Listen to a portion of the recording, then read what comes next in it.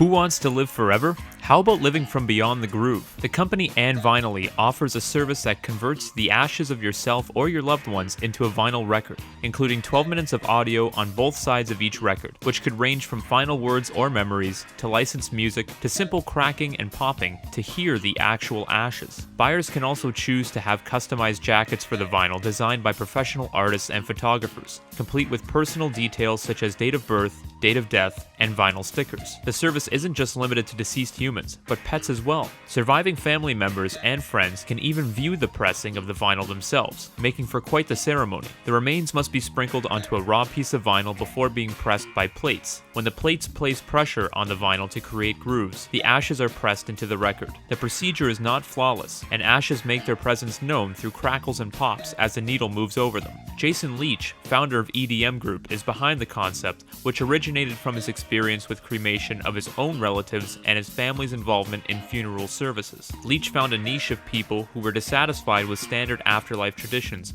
and wanted to be remembered like a piece of art. The price tag to have your ashes pressed into a vinyl is £3,000, or roughly $4,000 US.